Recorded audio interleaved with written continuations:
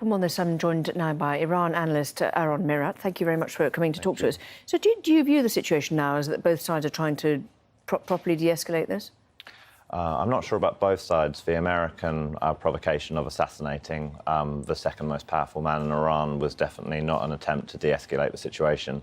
And predating that, there had been attacks in which several Iraqi militiamen had been killed from the popular mobilization units as well. Iran has responded with short-range ballistic missiles against 2 bases in Iraq, not to target American troops, but to send a message.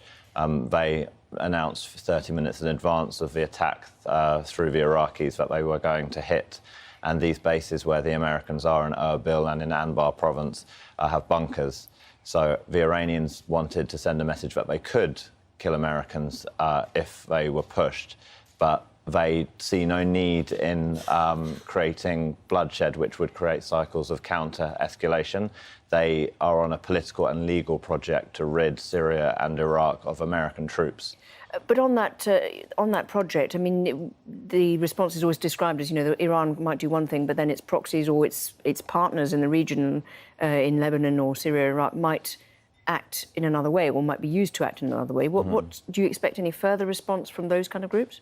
Well, it is true that Iran doesn't control the sovereign nations of Syria or Iraq. However, the militias who you speak of who might be committing such attacks, for example, Kataib Hezbollah, the popular mobilization units which are aligned to Iran, or maybe the Sadrists in the south, they are all singing from the same hymn sheet at the moment because they are all pursuing the same objective of, as the president of Iran said, cutting the legs from under the Americans in exchange for, the Iranians speak very poetically, cutting the hands off Soleimani.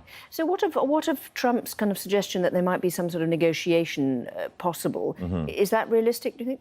So if the politics wasn't in the way, I think it might be, dare I say it, a fairly easy deal, because Trump lacks the ideological baggage of a lot of his predecessors, hostage crisis, the revolution.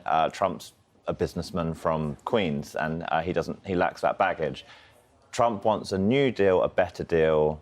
It's all about size for Trump, and he wants something which can outdo Obama's JCPOA.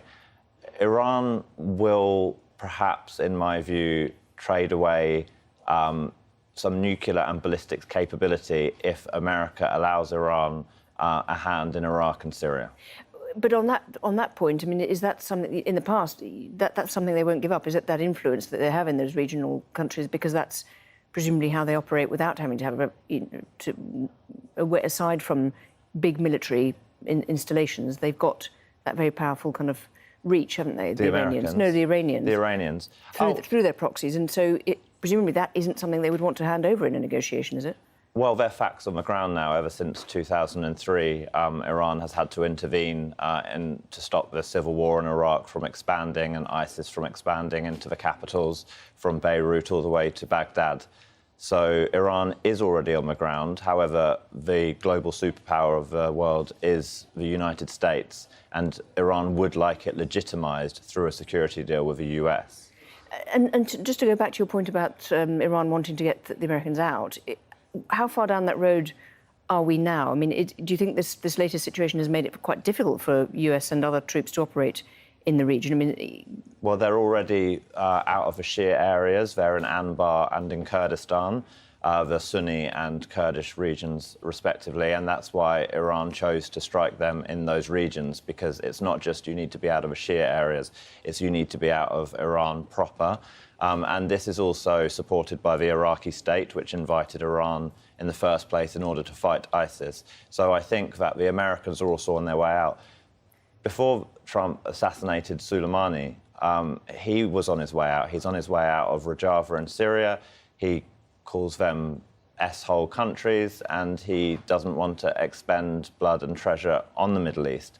So I can imagine there could be a face-saving accommodation where both sides get what they want. Arron Merat, thank you very much indeed. Very good to talk to you. Thank you. Thank you.